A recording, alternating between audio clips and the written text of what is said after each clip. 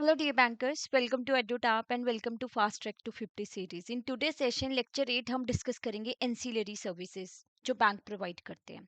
तो fast track to 50 series क्या है, जिनको नहीं पता देखिए, हम ये सीरीज लेके आए हैं अभी रिसेंटली ही फैब में। इसका ऑब्जेक्टिव क्या है कि आप 25 लेक्चर्स देख के ना ये 50 मार्क्स का जो बैरियर है इसको क्रॉस कर पाए। मोस्ट इंपॉर्टेंट टॉपिक इसमें कवर करवाए जाते हैं सो दैट कि आपको ना कॉन्सेप्चुअल अंडरस्टैंडिंग ज़्यादा हो, बिकॉज अभी लेटेस्ट एग्जाम जो देखे गए उनमें डीप कॉन्सेप्चुअल अंडरस्टैंडिंग को टेस्ट किया गया है। राइट, तो जो भी मोस्ट इंपॉर्टेंट टॉपिक्स हैं जिनसे क्वेश्चंस आने के चांसेस हैं वो हम इन वीडियोस के थ्रू कवर करेंगे। अब जैसे आप मई 2026 को टारगेट कर रहे हैं तो आपको आइडिया होना चाहिए एक फ्री बुक के बारे में जिसका लिंक डिस्क्रिप्शन बॉक्स में दिए। इस ई बुक में आपको क्या क्या मिल रहा है और क्यों इंपॉर्टेंट है आपके लिए। इंपॉर्टेंट टॉपिक की लिस्ट, कौन कौन से टॉपिक इंपॉर्टेंट है, उनको कैसे अप्रोच किया जाए, क्या क्या उनमें से पढ़ना है। प्रीवियस ईयर क्वेश्चन सिंस 2023, क्योंकि प्रीवियस ईयर क्वेश्चन क्या बता रहे हैं, किसी भी एग्जाम का एक रियल पैटर्न, रियल ट्रेंड की कौन कौन से क्वेश्चंस बार बार आ रहे हैं। 1200 इंपॉर्टेंट एमसीक्यूज जिनकी प्रैक्टिस करने से आपकी स्पीड और एक्यूरेसी दोनों बढ़ती है। फ्री ऑफ कॉस्ट है ये, आपको जस्ट बेसिक डिटेल अपनी एंटर करनी है and you can access this document. तो चलिए देखो, एनसीलरी सर्विसेज जो बैंक एक्स्ट्रा सर्विसेज देते हैं, देखो बैंक का काम क्या होता है, डिपॉजिट एक्सेप्ट करना और आगे लैंडिंग करना या इन्वेस्टमेंट्स करना। तो बैंक रेमिटेंसेस भी तो ऑफर करते हैं, demand draft, bankers cheque, NEFT, RTGS, locker services, ये सारी सर्विसेज भी तो बैंक प्रोवाइड कर रहे हैं। तो वन बाय वन हम इसको डिस्कस करेंगे। रेमिटेंस का मतलब क्या होता है कि आप पैसे भेज रहे हो एक जगह से दूसरी जगह, एक अकाउंट से दूसरे अकाउंट में। आजकल तो फिनटेक यूज होता है ना। हम क्या यूज कर रहे हैं, पेटीएम, जीपे और मोड्स की, हमें कहीं जाने की जरूरत ही नहीं है बैंक जाने की, ऑनलाइन ही हम पैसा भेज रहे हैं। तो ये भी तो एक सर्विसेज है जो बैंक ऑफर कर रहे हैं। तो इसी के साथ आपका ना एक टेलीग्राफिक ट्रांसफर, मेल ऑर्डर वगैरह ये यूज होते थे पहले, ये पुराने मेथड थे पैसा भेजने के, इनमें टाइम लगता था। बट अब ये फिनटेक की आने की वजह से ये सारे जो है ओल्ड मेथड अब कोई यूज नहीं करता, लेटेस्ट यही यूज हो रहे हैं। डिमांड ड्राफ्ट की बात करते हैं अब। डीडी क्या है, देखो ये भी नेगोशिएबल इंस्ट्रूमेंट है, बट एक चीज ध्यान रखनी है, जैसे हमने चेक में डिस्कस किया था ना कि बियरर चेक होता है, हम बियरर चेक आगे बैंक में डिपॉजिट कराते हो तो बैंक पेमेंट कर देता है। डीडी कभी भी बियरर नहीं हो सकता, ठीक है, क्योंकि वो करेंसी नोट के जैसा होगा, फिर वॉयलेशन हो जाएगी आरबीआई एक्ट की। तो डीडी में क्या होता है, यहाँ पे ना ये सिक्योर्ड क्यों है, क्योंकि इसमें आपने पैसा पहले ही दे दिया बैंक को, ठीक है। अब ज्यादातर कॉलेज वगैरह की फीस पे करनी होती है तो डीडी बनवाया जाता है। आप कहाँ से हो, चंडीगढ़ से हो, आपने दिल्ली यूनिवर्सिटी को अपनी फीस पे करनी है। आप बैंक गए, आपने बैंक में क्या कर दिया, 50,000 दे दिया, बोल दिया डीडी बना दो, किसके नाम पे, यूनिवर्सिटी के जो भी आगे पर्सन है, मान लीजिए प्रिंसिपल के नाम पे डीडी बनवा दिया। तो सिक्योर्ड होता है, मतलब किसी दूसरी आउट स्टेशन, किसी दूसरी सिटी में अगर आप पेमेंट करना चाहते हो ना तो आप डिमांड ड्राफ्ट यूज करते हो, ठीक है। तो पे कौन है, आपकी यूनिवर्सिटी है। ड्रॉई, बैंक या ड्रॉर यानी आपने बोला कि डीडी बनवा दो, बट पैसा पहले ही दे दिया गया, ठीक है। अब ये नेगोशिएबल इंस्ट्रूमेंट है जो हम डिस्कस कर रहे थे, बैंक के द्वारा इशू किया जाता है, डिमांड पे पेबल होता है, बियरर को पे नहीं किया जाएगा। और वैलिडिटी क्या होती है, जैसे चेक की वैलिडिटी 3 मंथ के लिए वैलिड होता है आपका डिमांड ड्राफ्ट भी। फिर आपका बैंकर चेक या पे ऑर्डर बोल लो। अब डिफरेंस क्या है डीडी और बैंकर चेक में, देखिए ये जो डीडी है, मैंने कहा ना आउट स्टेशन पेमेंट्स करनी है आपने, एक सिटी से दूसरी सिटीज में पेमेंट करनी है तो आप डीडी यूज करते हो। जब आपने with in the local city payments करनी होती है ना तो बैंकर चेक यूज होता है। इट्स नॉट नेगोशिएबल, कोई चांस नहीं होता इसमें डिसऑनरिंग का। इन दोनों में क्यों नहीं चांस डिसऑनरिंग का, क्योंकि आप पैसा पहले ही दे चुके हो, डीडी में भी और बैंकर चेक में भी। 3 मंथ के लिए वैलिड रहता है ये, पेबल बाय बैंक जो इसको इशू किया जा रहा है। और सबसे इंपॉर्टेंट चीज कि सेम सिटी में आपने पेमेंट करनी है। तो जैसे मान लीजिए बैंक ने रेनोवेशन कराई अपनी बिल्डिंग की तो उसकी पेमेंट करनी है, लीगल एयर्स को आगे पेमेंट जानी है, ठीक है, विद इन द सिटी, तो वहां पे आप बैंकर चेक यूज करते हो। अब जब भी आप इशू और पेमेंट कर रहे हो कैश में तो वहां पे पीएमएलआर के नॉर्म्स फॉलो होते हैं, ठीक है। और अगर 50,000 या उससे ज्यादा का अमाउंट है तो बैंकिंग चैनल के थ्रू होगा, कैश में पेमेंट नहीं होगी। पेमेंट कर रहे हो अब 20,000 तो बैंक अकाउंट में अकाउंट पे ही क्रॉसिंग के साथ ही होगा, ठीक है। तो 3 महीने के लिए दोनों वैलिड रहते हैं। अगर एक बार रीवैलिडेट हो गया तो विद इन 1 ईयर आप उसको वैलिडेट फिर से करवा सकते हो, किसी भी ब्रांच में सेम बैंक के आप इसको क्लियर करवा सकते हो, ठीक है। अब कई बार आपको क्या क्वेश्चन पूछ लिया जाता है, डुप्लीकेट डीडी अगर आप बनवाना चाहते हो तो क्या किया जाता है। देखो जो अब कंडीशन क्या है कि जो परचेजर है उसका नाम मेंशन होना चाहिए फेस पे जो भी डीडी बना रहा है, रिफंड मिलेगा क्या आपको अगर आप डीडी कैंसिल कर देते हो, वो तभी मिलेगा जो आपका ओरिजिनल डीडी था ना वो टेंडर्ड है without any sign of endorsement या स्पेशल क्रॉसिंग। ठीक है, तो आपको क्या रिफंड मिल सकता है। अब मान लीजिए आप जा रहे थे डीडी लेके, गुम हो गया आपसे रास्ते में। अब आप बैंक विजिट करते हो, आप बोलते हो कि मुझे डुप्लीकेट डीडी बना दो। तो बैंक क्या बोलेगा, जब भी एफडी की रिसीट या डीडी गुम हो जाता है तो जब आप डुप्लीकेट बनवाने जाते हो, बैंक बोलते हैं इंडेमनिटी बॉन्ड साइन कीजिए। इसमें क्या होता है, इंडेमनिटी बॉन्ड में ये मेंशन होता है कि अगर ये किसी के दूसरे पर्सन के हाथ में लग गया, उसने पेमेंट ले ली, तो बैंक रिस्पॉन्सिबल नहीं है। ये परचेजर की ही रिस्पॉन्सिबिलिटी बनती है इंडेमनीफाई करना बैंक को, कि बैंक को उस रिस्क से बचाना। ठीक है, तो विद इन 15 डेज जो है आपको डुप्लीकेट डिमांड ड्राफ्ट बैंक के द्वारा प्रोवाइड कर देना चाहिए। अगर नहीं करते हो तो एफडी रेट के जितना जो इंटरेस्ट होता है ना मैच्योरिटी पे, वो आपको मिलेगा। बट अगर थर्ड पार्टी की बात है, थर्ड पार्टी को डीडी इशू करना डुप्लीकेट, तो फिर वहां पे ये इंटरेस्ट एप्लीकेबल नहीं होता। ठीक है, आप इसको काउंटरमेंट नहीं कर सकते। अगर एक बार डिलीवरी होगी पे को, आपने यूनिवर्सिटी की फीस डीडी के द्वारा जो भेज दी है प्रिंसिपल को, अब आप ये नहीं बोल सकते कि ये कैंसिल कर दो। ठीक है, तो ये था हमारा डीडी और बैंकर चेक के बारे में। अभी तक हमने क्या डिस्कस किया, रेमिटेंस एंसिलरी सर्विसेज का ही पार्ट, नॉर्मल सी चीज जो हम सबको पता है, फिनटेक यूज होता है, डीडी डिमांड ड्राफ्ट और बैंकर चेक। तो कई बार क्वेश्चन आ जाता है कि अगर आप डुप्लीकेट डिमांड ड्राफ्ट बनाना चाहते हो तो क्या करना पड़ता है, और अगर कैश में पेमेंट हो रही है तो क्या क्राइटेरिया फॉलो होता है। ओके, देन ईबीटी स्कीम की बात करेंगे। ठीक है, ये ईबीटी स्कीम क्या है, just minute, give me 1 minute. Yes, ये डायरेक्ट बेनिफिट ट्रांसफर स्कीम एक तरीके से समझ लीजिए, गवर्नमेंट वेलफेयर स्कीम्स है ये। इसमें डायरेक्ट क्रेडिट हो रहा है बेनिफिशियरी अकाउंट्स में, लीकेज और डिले का चांस ही नहीं है। फाइनेंशियल इंक्लूजन को प्रमोट करने के लिए बेसिकली लाई गई है। तो गवर्नमेंट डिपार्टमेंट होते हैं यहाँ पे, एक नोडल बैंक होता है, फिर स्पॉन्सर बैंक होते हैं, बेनिफिशियरी अकाउंट। किस तरीके से ये काम करते हैं, एक एग्जाम्पल से समझते हैं। देखो, अब मान लीजिए मैं एग्जाम्पल ले रही हूँ, पटना डिस्ट्रिक्ट है। ठीक है, यहाँ पे जो बिहार की गवर्नमेंट है, उन्होंने पटना डिस्ट्रिक्ट में क्या किया, एक लीड बैंक सेलेक्ट कर लिया। ठीक है, लीड बैंक। अब डीबीटी स्कीम के तहत आगे पैसा पहुंचाना ना लोगों तक, बहुत सारे बैंक होंगे पटना डिस्ट्रिक्ट में, बट उन्होंने एक लीड बैंक सेलेक्ट कर लिया, मान लीजिए एसबीआई। ओके, और बाकी पीएनबी भी है, एचडीएफसी भी है, और भी बहुत सारे बैंक उस डिस्ट्रिक्ट में है, but lead bank selected SBI. Patna जो गवर्नमेंट है वो क्या करेगी, एसबीआई को पैसे दे देगी। मान लीजिए 10 करोड़ दे दिया। अब एसबीआई क्या करेगा, ये 10 करोड़ जो बाकी बैंक है ना उस डिस्ट्रिक्ट में, उनको ट्रांसफर कर देगा रेवेन्यू शेयरिंग बेसिस पे, कमीशन काट के। ठीक है, एसबीआई अपना। तो पीएनबी, एचडीएफसी, ये सबको पैसा चल गया आगे। अब ये बेनिफिशियरी तक पैसा पहुंचाएंगे। ओके, अब ये बेनिफिशियरी तक पैसा पहुंचाते कि अब आधार पेमेंट ब्रिज यूज होता है ना आपका, कि आपके अकाउंट आधार के साथ लिंक है, तो डायरेक्टली पैसा आपके आधार अकाउंट में पहुंच रहा है। तो मान लीजिए अब एक गांव में एक पर्सन है, रमेश कुमार जी। ठीक है, पटना डिस्ट्रिक्ट में एक गांव में रहते हैं, उनको 2,000 आना था, पीएनबी को पैसे मिल गए, पीएनबी ने 2,000 डायरेक्ट आधार एनेबल्ड अकाउंट के थ्रू उनको ट्रांसफर कर दिया। अब हर गांव में बैंक नहीं होता, तो बिजनेस क्रॉसपॉन्डेंट के थ्रू भी आगे बिजनेस क्रॉसपॉन्डेंट क्या जाते हैं, गांव में जाते हैं, वहां पे स्मार्ट कार्ड वगैरह इशू करते हैं उनको, उनके अकाउंट ही ओपन करते हैं कि आपको बेनिफिशियरी, आपको पैसा रिसीव होना है।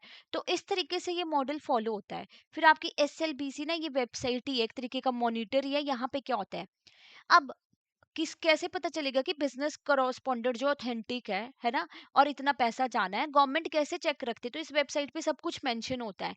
लीड बैंक कौन है, आगे दूसरे बैंक कौन है, स्पॉन्सर्स बैंक कौन है जिनके थ्रू पैसा होगा, बेनिफिशियरी कौन है, इस एरिया का बिजनेस क्रॉसपॉन्डेंट कौन है, वो सब कुछ मेंशन होगा। तो फार्मर या बाकी लोग भी देख सकते हैं कि ये बिजनेस क्रॉसपॉन्डेंट हमारे गांव में आएगा, इसने अकाउंट ओपन करना है और ये हमें पैसे प्रोवाइड करेगा। गवर्नमेंट भी मॉनिटर कर सकती है, लीड बैंक भी देख सकता है। तो इस तरीके से आप लोगों तक पैसा जो है पहुंचा रहे हो। राइट, चलिए, देन नेफ्ट के बारे में बात करते हैं। NEFT national electronic fund transfer RBI के द्वारा ऑपरेट किया जाता है। National wide fund transfer system है ये, बैचेस में सेटलमेंट होती है, कोई मिनिमम और मैक्सिमम लिमिट नहीं होती। यहाँ पे भी रेमिटर बैंक होता है। नेफ्ट क्लियरिंग सेंटर आरबीआई के द्वारा जो चलाया जा रहा है, बेनिफिशियरी बैंक होता है और बेनिफिशियरी अकाउंट में पैसा चला जाता है। नेफ्ट को आगे आने वाले चैप्टर्स में डिटेल में पढ़ेंगे, मॉड्यूल सी में भी है नेफ्ट के बारे में आपका। बट यहाँ पे समझ लेते हैं कि डेफर्ड नेट सेटलमेंट होती है यहाँ पे। डेफर्ड का मतलब क्या होता है कि थोड़े टाइम के बाद आपको पैसा मिलेगा, मतलब बैचेस में सेटलमेंट हो रही है ना आपकी। अब यहाँ पे क्या होता है, दो बैंक है, बैंक ए और आपका बैंक बी। बैंक ए के जो भी कस्टमर थे, जो उन्होंने पैसा बैंक बी को भेजना था, मान लीजिए बैंक ए ने बैंक बी को देना है 8 लाख और बैंक बी ने बैंक ए को देना है 6 लाख। नेफ्ट के थ्रू जो ट्रांजेक्शन हो रही है, नेट सेटलमेंट होगी इनका। अब ऐसा नहीं कि बैंक बी पहले 6 लाख देगा, बैंक ए 8 लाख देगा। नेट सेटलमेंट निकाली, 2 लाख की ट्रांजेक्शन होगी। ठीक है, तो ये होता है आपका नेट सेटलमेंट नेफ्ट में। फास्ट है। अब ये नेफ्ट और आरटीजीएस ज्यादा यूज होते हैं फंड्स ट्रांसफर करने के लिए।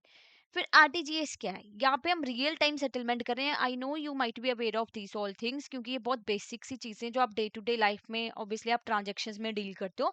बट आपको नेफ्ट और आरटीजीएस के ऊपर भी इस बार क्वेश्चन आया है एग्जाम में। ठीक है, तो रियल टाइम सेटलमेंट होगी, ग्रॉस सेटलमेंट होती है इंडिविजुअल बेसिस पे। मिनिमम अमाउंट यहाँ पे है 2 लाख। नेफ्ट में ना देखो, आप पैसा कंपोनेंट भी भेज सकते हो। अगर किसी ने इतना अमाउंट भेजना है ना, ये पैसा कंपोनेंट ये भी आप साथ में भेज सकते हो। बट यहाँ पे मिनिमम अमाउंट ही कितना है? 2 लाख है। और यहाँ पे सेटलमेंट बैचेस में नहीं हो रही, इमीडिएट क्रेडिट हो रहा है बेनिफिशियरी के अकाउंट में। तो रेमिटर होता है, रेमिटर का बैंक है, आरबीआई का आरटीजीएस सिस्टम फॉलो होता है, आरबीआई की लीगल बैकिंग होती है, तो सिक्योर होता है। बेनिफिशियरी बैंक है और बेनिफिशियरी का अकाउंट, तो इस तरीके से ये पूरी प्रोसेस चलती है।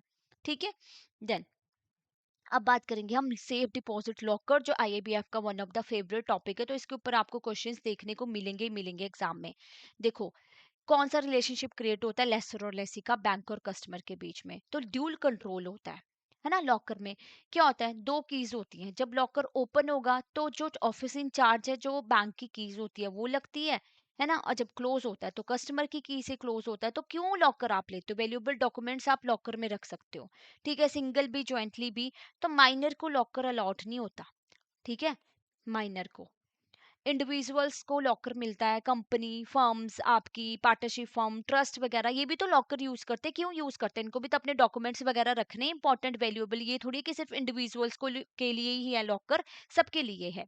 अब लॉकर को लेके कुछ नॉर्म्स फॉलो होते हैं। देखो, जब भी आप लॉकर हायर करते हो, कस्टमर ड्यू डिलीजेंस प्रॉपरली होगी, आपकी केवाईसी होगी। ठीक है, अगर आप ऑलरेडी आपका अकाउंट केवाईसी कंप्लाइंट है तो फिर केवाईसी नहीं होगी, बट आपको प्रॉपरली बताया जाएगा कि आप लॉकर में क्या क्या चीजें रख सकते हो। मतलब आप कुछ भी ऐसा सामान लॉकर में नहीं रखोगे जो हजारडस होगा।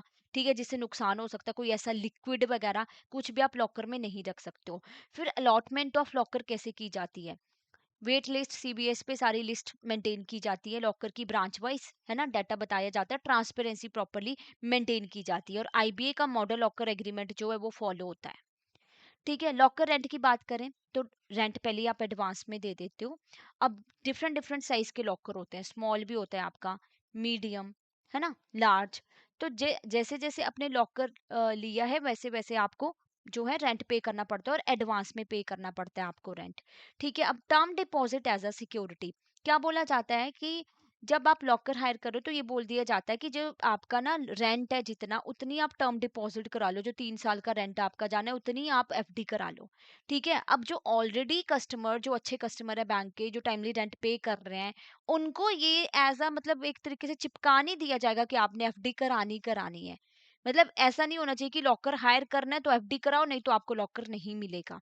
ठीक है, ये उनके लिए जहाँ पे लगता है कि ठीक है न्यू हायरी है, न्यू लॉकर कोई ले रहा है, तो टर्म डिपॉजिट सिक्योरिटी के तौर पे, अगर कल को कस्टमर रेंट ना पे करे तो फिर बैंक अपना अमाउंट तो रिकवर करे कहीं से। ठीक है, फिर इंफ्रास्ट्रक्चर और सिक्योरिटी की बात करें तो स्ट्रॉन्ग रूम होता है, वॉल्ट रूम इस तरीके का रूम होता है, locker room, single entry exit ही होता है। ठीक है, और सीसीटीवी फुटेज रखनी पड़ती है 180 डेज के लिए। अब अगर अनऑथराइज्ड एक्सेस हुआ है किसी का तो कंप्लेंट की जाती है ना। अब जब तक कि पुलिस की कार्रवाई प्रॉपरली नहीं हो रही तो वो 180 डेज के बियॉन्ड भी आप सीसीटीवी फुटेज रख सकते हो। Wire fire protection properly locker room में होती है, लॉकर स्टैंडर्ड्स फॉलो होते हैं। मैकेनिकल लॉकर की बात करें तो आपका bureau of Indian standard follow होता है। और आपकी इलेक्ट्रॉनिक लॉकर की बात करें तो वहाँ पे जो आरबीआई के द्वारा साइबर क्राइम से रिलेटेड नॉर्म्स है ना, वो फॉलो किए जाते हैं, साइबर सिक्योरिटीज। लॉकर की पे क्या होता है? ऐसे आइडेंटिफिकेशन कोड होता है बैंक और ब्रांच का, इस तरीके से जो आपकी लॉकर की कीज होती है। तो ये तो हो गया आपका इंफ्रास्ट्रक्चर और सिक्योरिटी का रिगार्डिंग लॉकर। तो आपको कहीं से भी क्वेश्चन आ सकता है लॉकर पे। आपको ये पूछ लिया था एक बार कि जब लॉकर को ओपन किया जाता है तो कौन सी की लगती है, जब क्लोज किया जाता है तो कौन सी की लगेगी। देन आपका लॉकर रेंट के ऊपर आ सकता है, सीसीटीवी फुटेज के ऊपर आ सकता है। तो यहाँ पे किसी भी जगह से क्वेश्चन बन सकता है एग्जाम में। लॉकर ऑपरेशंस की बात करें तो एक्सेस दिया जाता है लॉकर को। देखो जो लॉकर हायरर है या जिस पर्सन को ऑथोराइज किया कि उसका लॉकर ऑपरेट किया जाए, तो रजिस्टर मेंटेन होता है, वहाँ पे प्रॉपर रिकॉर्ड होता है कि कौन लॉकर ऑपरेट करने आया था।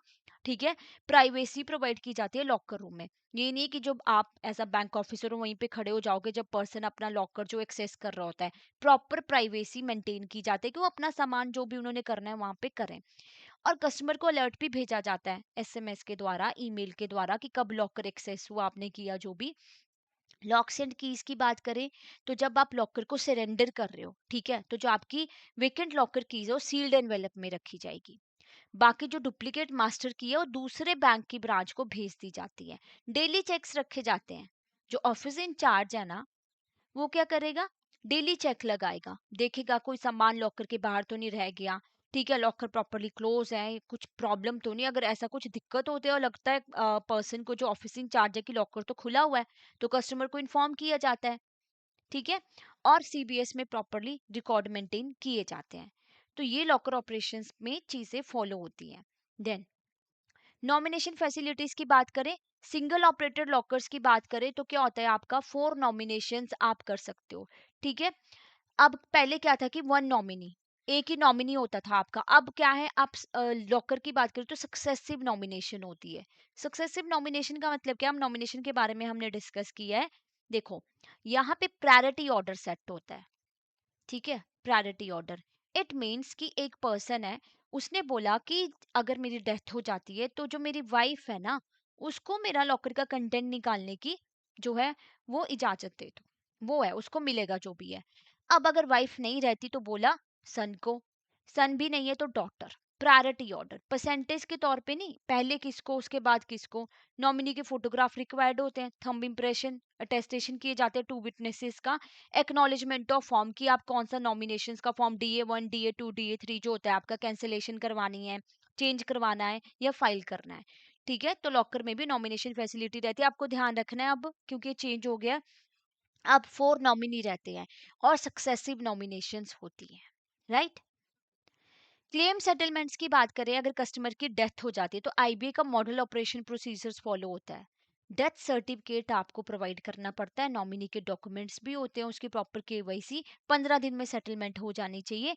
डेथ अगर सोल लॉकर हायरर की हो रही है, एक ही पर्सन था जिसने लॉकर लिया था, तो फिर उसका डेथ सर्टिफिकेट मांगा जाता है। ठीक है, और नॉमिनी को आगे एक्सेस दे दिया जाता है, राइट, नॉमिनी की केवाईसी वगैरह करने के बाद प्रॉपरली। ये नहीं कि एकदम से पकड़ा दिया। डेथ होती है किसी ज्वाइंट लॉकर हायरर की जो ऑपरेट कर रहे थे ज्वाइंटली, तो जो सर्वाइवर है नॉमिनी उनको ज्वाइंट एक्सेस मिल सकता है। ठीक है, ज्वाइंटली ऑपरेट कर रहे थे जब अकाउंट। अब अगर आप joint locker with survivorship clause कर रहे थे, जैसे आइदर और सर्वाइवर मोड पे था, तो एज पर बैंक मैंडेट, ठीक है, जो भी मैंडेट है उसके अकॉर्डिंग आगे बोल दिया जाएगा उनको। विदाउट सर्वाइवरशिप क्लॉज है, नॉमिनी भी नहीं फाइल किया है ना, नॉमिनेशन भी नहीं करी है, तो एक्सेस टू लीगल एयर दे दिया जाता है। बट एक्सेस देने से पहले properly bank pre requisite follow करता है, उनकी केवाईसी प्रॉपरली होगी, सब कुछ चेक किया जाएगा, डेथ सर्टिफिकेट मांगा जाएगा, फिर जाके ये एक्सेस दिया जाएगा। ओके, तो इस तरीके से क्लेम सेटलमेंट होती है अगर कस्टमर की डेथ हो जाए। कुछ सिचुएशंस में बैंक को लॉकर ब्रेक करना पड़ता है। कौन कौन सी सिचुएशन है, सबसे पहले की गुम होगी, ठीक है, तो क्या रिक्वेस्ट किया जाता है कि लॉकर ओपन कर दो। कोर्ट का ऑर्डर आ गया ना, ईडी वगैरह आ गई, गवर्नमेंट इन्फोर्समेंट एजेंसीज, ईडी के ऑफिशियल बैंक आ रहे हैं कि इस पर्सन का हमें लॉकर ओपन करके देखना है क्या क्या सामान पड़ा है लॉकर में। अब बैंक को लगता है कि वो नॉन कंप्लाइंसेस फॉलो हो रही है, ठीक है, रेंट नहीं पे किया, बहुत टाइम से लॉकर जो ऑपरेट नहीं किया, तो उस टाइम भी ब्रेक करना पड़ सकता है। अब discharge of locker content eight customer request, क्या किया जाता है, हायरर नोटिफाई करेगा बैंक को कि की गुम हो गई है, तो जब भी लॉकर ओपन किया जाता है तो प्रॉपर आइडेंटिफिकेशन होगी, हायरर की रिकॉर्डिंग भी रखी जाएगी उस लॉस की, है ना। रिटर्न ऑथोराइजेशन कस्टमर के द्वारा डिपॉजिट होती है, किसके प्रेजेंस में, कस्टमर और ऑथोराइज्ड बैंक ऑफिशियल की प्रेजेंस में। फिर अब लॉ वाले आ गए ना, अथॉरिटी वाले बैंक में आ गए, तो बैंक को कॉपरेट करना है उनके साथ। बैंक ये नहीं बोल सकता कि यहाँ पे हमें प्राइवेसी फॉलो करनी है। इनकम टैक्स वाले, पुलिस एनफोर्समेंट डायरेक्टरेट अगर आ जाते हैं तो लॉकर हायरर को इन्फॉर्म किया जाएगा इस सिचुएशन के बारे में कि ईडी वाले आए हैं और आपका लॉकर जो है वो ओपन करके देखना चाहते हैं। इन्वेंट्री और डॉक्यूमेंटेशन की बात करें तो क्या किया जाता है, देखो जो इन्वेंट्री ऑफ कंटेंट होता है उसको रिकवर किया जाएगा, सीज किया जाएगा अथॉरिटी के द्वारा, किसकी प्रेजेंस में, गवर्नमेंट अथॉरिटी रहती है वहां पे, 2 independent witnesses and 1 bank officer. और इन्वेंट्री साइन की जाएगी जितने भी ये लोग इन्वॉल्व है। और बैंक रिकॉर्ड करेगा वीडियो ब्रेक ओपन प्रोसेस की, इन्वेंट्री असेसमेंट, और उसको प्रिजर्व करके रखा जाता है एज एविडेंस कि कल को कोई डिस्प्यूट होता है, कोर्ट केस होता है, कोई फ्रॉड है फ्यूचर में, कस्टमर गिल्टी नहीं पाया गया है ना, जब तक कि सारी प्रोसीडिंग्स चल रही है तो प्रूफ तो हो, तो इसलिए रिकॉर्डिंग भी रखी जाती है। अब नॉन पेमेंट नहीं किए, 3 साल तक रेंट जो है पे नहीं किया, तो बैंक के पास क्या रहा होता है, राइट होता है कि वो लॉकर को ओपन करके रख सकते हैं अगर उन्होंने 3 साल तक रेंट नहीं पे किया, जबकि बैंक ने ड्यू नोटिस भी भेजा और टाइम भी सफिशिएंट दिया। अब बैंक के पास ऑप्शन होती है कि लॉकर तोड़ के देखे। अब लॉकर हायर अनट्रेसेबल है, तो बैंक को क्या करना पड़ता है, पब्लिक नोटिस देना पड़ता है 2 न्यूज पेपर पे डेली, एक इंग्लिश में, एक अनदर लोकल लैंग्वेज में। रीजनेबल टाइम फिर भी दिया कि रिस्पॉन्स आए कस्टमर का। फिर कैसे होता है ब्रेक ओपन प्रोसेस, क्या रहती है, लॉकर ब्रेक किया जाता है in the presence of bank officer and 2 independent witnesses. And electronically operated locker जो होता है ना, स्मार्ट वॉल्ट वगैरह जिसमें होता है, तो वॉल्ट एडमिनिस्ट्रेटर पासवर्ड असाइन किया जाता है सीनियर ऑफिशियल को। तो इस तरीके से लॉकर ओपन होता है अगर आपने नॉन पेमेंट की है, 3 साल तक अगर आपने रेंट पे नहीं किया। रिकॉर्डिंग और सेफ कीपिंग की बात करें तो बैंक को रिकॉर्ड करनी होती है वीडियो ब्रेक ओपन प्रोसेस की, इन्वेंट्री असेसमेंट की, कि फ्यूचर रेफरेंस के लिए रखा जाए। उसको कंटेंट को रखा जाता है सील्ड एनवेलप में, डिटेल इन्वेंट्री उसमें रखी जाती है फायर प्रूफ सेफ में। जैसे मान लीजिए पर्सन का गोल्ड था, वो पड़ा था लॉकर में, उसको रखना है। बैंक सील्ड और क्लोज पैकेट नहीं ओपन करते, ठीक है, जब उन्होंने रिलीज करना होता है प्रॉपर क्लेमेंट आगे लीगल एड्स को, जब तक कि लॉ की साइड से कोई ऑर्डर ना हो। अगर लॉ की साइड से ऑर्डर है कि हमने जो सील्ड एंड वाले पे ही देखना है, तो फिर तब ओपन किया जाएगा। अब अगर आपका लॉकर इनऑपरेटिव रहता बहुत टाइम के लिए, 7 ईयर के लिए, ठीक है, लॉकर हायरर को वो मिल ही नहीं रहा पर्सन, है ना, जबकि उसने रेंट रेगुलरली पे किया हो, तो बैंक के पास क्या अथॉरिटी होती है कि वो ट्रांसफर कर सकते हैं content to their nominee legal heir को, या डिस्पोज कर देंगे article transparently after following due procedure for breaking open the locker. अब लॉ की नजर में क्या होता है ना, अगर कोई पर्सन 7 साल तक नहीं मिल रहा, तो उसको डेथ ही उसको प्रिज्यूम कर लिया जाता है कोर्ट की साइड से, लॉ में ये है मेंशन। अब कई बार आपको ये क्वेश्चन आ जाता है, ठीक है, बैंक की लाइबिलिटी की बात करें तो कौन सी पॉलिसी फॉलो होती है, board approved policy. Bank liable नहीं होता अगर डैमेज हो रही है आपके लॉकर कंटेंट को ड्यू टू नेचुरल क्लाइमेटी और एक्ट ऑफ गॉड, फ्लड आ गई, सुनामी आ गई, है ना, कुछ भी हो गया, आग लग गई जिसमें बैंक की गलती नहीं, तो बैंक आपको कुछ भी पे नहीं करेगा। चोरी होती है, रॉबरी होती है, बैंक की बिल्डिंग ही गिर गई, रेनोवेशन कराना पेंडिंग था, बैंक को पता था, तो फिर बैंक आप लायबल होगा, कितना पे करेगा आपको, 100 टाइम द एनुअल रेंट। अगर आपने एनुअल रेंट 5,000 दिया है, तो उसका 100 टाइम कर लीजिए, इतना बैंक आपको देगा। ये यहाँ पे बैंक की लाइबिलिटी रहेगी। कहाँ पे नहीं रहेगी, एक्ट ऑफ गॉड अगर है, जहाँ पे बैंक की गलती नहीं है, या कस्टमर ने कुछ ऐसा सामान रखा था, ठीक है। ये तो हो गया हमारा लॉकर के बारे में, तो आपने लॉकर के रिगार्डिंग अच्छे से पढ़ के जाना है। लॉकर के ऊपर क्वेश्चन पूछा जाता है एग्जाम में। एंड अब कस्टोडियल सर्विसेज क्या है, देखो और भी सर्विसेज जो बैंक प्रोवाइड करते हैं, कस्टमर की सिक्योरिटीज को होल्ड करके रखते हैं कि चोरी ना हो जाए, गुम ना हो जाए, मार्केटेबल सिक्योरिटीज एंड कैश, तो mutual fund, investment managers, bank, fiduciary, retirement plan, insurance company, ये सारी सर्विसेज जो है बैंक कस्टमर को आजकल प्रोवाइड करते हैं। फिर आपका आता है पोर्टफोलियो मैनेजमेंट सर्विसेज। ये क्या, एक बास्केट है, मतलब आप बहुत सारी जगहों पे इन्वेस्ट कर रहे हो, अपना पैसा स्कैटर्ड कर रहे हो, डाइवर्सिफाई कर रहे हो, कि आपने म्यूचुअल फंड में भी पैसा लगा दिया, स्टॉक्स में भी, शेयर्स में भी, रिलायंस के शेयर्स खरीद लिए, ईटीएफ वगैरह सब में, कि पैसा स्कैटर्ड कर दिया कि ज्यादा रिटर्न ना आए आपको, है ना, आपके पास पैसा है, तो रिस्क तो है ही इसमें, रिटर्न, लिक्विडिटी। अब देखो क्या होता है, कस्टमर का रिस्क है, कस्टमर को लगता है कि उसको अगर रिस्क लेने को तैयार है, तो डेफिनेटली आप शेयर्स, म्यूचुअल फंड्स वगैरह में इन्वेस्ट कीजिए, कोई गारंटी नहीं होती प्री डिटरमाइंड रिटर्न की। अब एफडी वगैरह पे तो आपको पता है कि इतना इंटरेस्ट आपको मिलेगा, यहाँ पे क्या पता 10% मिले, 5% मिले, as per the market condition, तो कोई गारंटी नहीं है कि इतना रिटर्न मिलेगा ही। अगर आप तैयार हो कि 1 साल के लिए आप अपना पैसा यहाँ पे लगा सकते हो, तभी आप पोर्टफोलियो मैनेजमेंट सर्विसेज अवेल करो। अगर आपको 6 महीने बाद ही पैसा चाहिए, तो it will not be a good option for you. Transaction book होती है मार्केट रेट पे, जो मार्केट रेट चल रहा होता है, यहाँ पे आप नेगोशिएट नहीं कर सकते हो। मार्केट रेट जो 5% है या 8% है, एज पर दैट आपकी ट्रांजैक्शन बुक होगी। और यहाँ पे फी जो होती है इंडिपेंडेंट रिटर्न की, किसकी फीस? जो पोर्टफोलियो मैनेजर आपने हायर किया, अब उसने आपका पैसा इधर उधर सब जगह लगा दिया, अब उसकी जो फीस है वो आपको पे करनी पड़ेगी ना, चाहे आपको रिटर्न जीरो ही आए। रिटर्न जितना भी आया आपको, अगर आपको रिटर्न ही नहीं आया तो आप ये नहीं बोल सकते कि मैं तो फीस नहीं पे करूंगा, ये करूंगी। आपको फीस पे करनी ही पड़ेगी। तो डिप्लॉयमेंट होती है कैपिटल मार्केट इंस्ट्रूमेंट्स में, जैसे आपने रिलायंस के शेयर्स खरीद लिए, टाटा के उसमें इन्वेस्ट कर लिया। क्लियरली आइडेंटिफाइड ट्रांजेक्शन्स होती है कि ठीक है, पता होगा कि 10 शेयर कितने हैं, किसके हैं, रिलायंस के हैं, 5 किसके हैं, टाटा के हैं। तो सब कुछ मेंशन होगा, और यहाँ पे भी आपको मेंटेन करनी पड़ती है cash reserve ratio, statutory liquidity ratio, deployed funds पे। तो मतलब अगर आप रिस्क लेने को तैयार हो, आप अपना पैसा डिफरेंट डिफरेंट जगह पे इन्वेस्ट कर सकते हो in under portfolio management, but कोई गारंटी नहीं होती कि आपको इतना रिटर्न मिलेगा।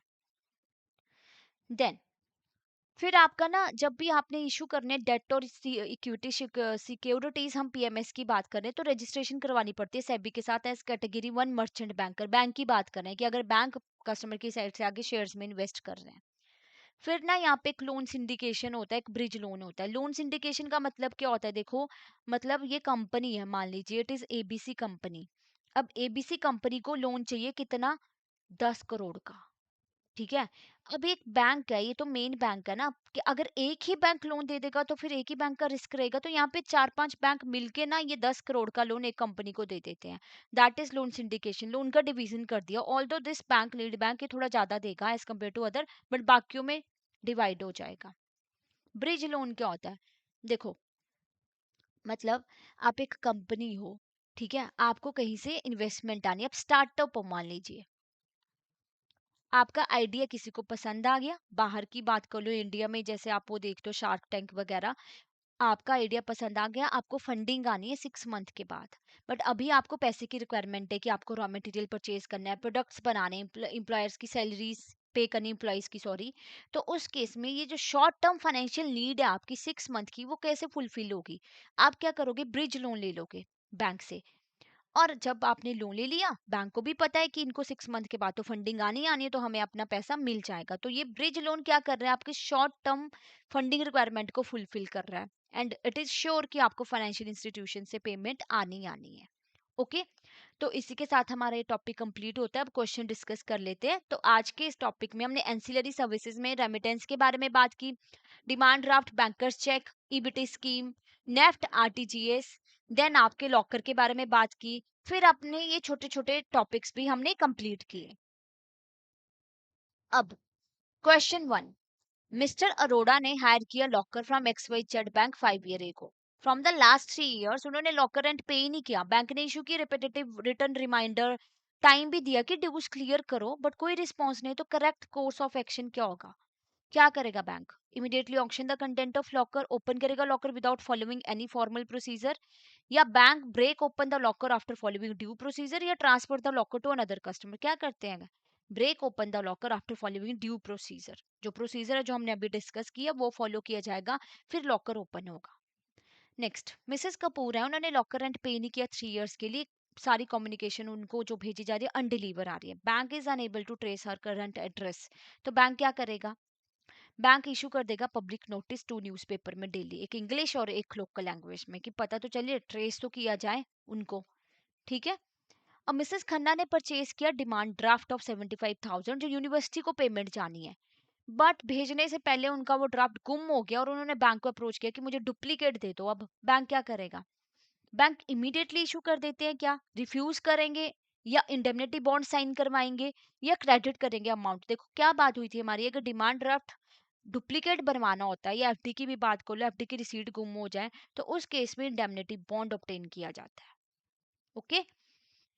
देन मिस्टर ए ने इन्वेस्ट किया 25 लाख पोर्टफोलियो मैनेजमेंट सर्विसेज में। 6 मंथ के बाद मार्केट डिक्लाइन होगी, पोर्टफोलियो वैल्यू फॉल होगी उनकी। उन्होंने कहा कि बैंक ने तो बोला था मुझे स्टेबल रिटर्न मिलेंगे, कंपनसेशन डिमांड कर रहे हैं लॉस की। तो क्या पढ़ा था हमने पीएमएस में? वो तो मार्केट लिंक्ड होती है ना, रिस्क तो बॉन्ड किया जाएगा कस्टमर के द्वारा, तो वो डिमांड थोड़ी कर सकते हैं। B is the right answer here. Next, क्या फंडामेंटल डिफरेंस है हमारा नेफ्ट और आरटीजीएस में? नेफ्ट ऑपरेट की जाती है कमर्शियल बैंक के द्वारा, फिर आरटीजीएस प्राइवेट। ये तो बिल्कुल ही गलत हो गया ना हमारा। NEFT transaction settle on net basis in batches, और ये ग्रॉस बेसिस पे होते हैं। यस, ये हमारा सही है। नेफ्ट में क्या था, डेफिनेट सेटलमेंट, थोड़े टाइम के बाद पैसा मिलता है आपको, है ना, नेट बेसिस पे बैचेस में पैसा जाता है। आरटीजीएस में क्या होता है, ग्रॉस बेसिस पे सेटलमेंट होती है रियल टाइम में, राइट। तो इसी के साथ हमारा आज का टॉपिक कंप्लीट होता है। तो मैं आपको बता दूं, आपके जैब के एग्जामिनेशन के लिए बहुत ही कम टाइम रह गया है। तो अगर आपको लगता है अभी तक आपने कुछ भी नहीं पढ़ा, तो क्या ऐसी ऑप्शन है कि हम कम टाइम में अच्छी प्रिपरेशन कर सकते हैं और हमारा जैब में 2026 क्वालिफाई हो जाए, तो आप हमारे कोर्सेज पे एनरोल कर सकते हो। आपको कोर्सेज में जाके जैब कोर्सेज पे क्लिक करना है। You have to scroll down. तो जैसे आप स्क्रॉल डाउन करते हो, आपको यहाँ पे डिफरेंट नंबर ऑफ कोर्सेज दिखेंगे।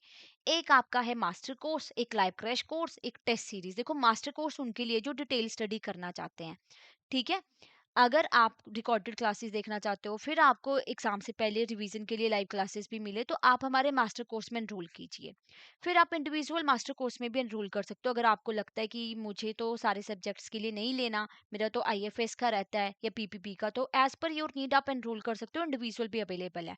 तो उससे पहले मैं आपको बता दूं ये है क्या, चैप ट्रायल फॉर ₹1। देखो कोई भी कोर्स परचेज करने से पहले आप ये देखना चाहते हो कि क्लासेस का लेवल क्या है, किस तरीके की क्लासेस रहती हैं, क्या हमें मिलता है, तो आप हमारे 3 आर के ट्रायल कोर्स में एनरोल कर सकते हो विद ₹1। ओके। तो आपको यहाँ पे 80% ऑफ मिल रहा है अभी रिसेंटली।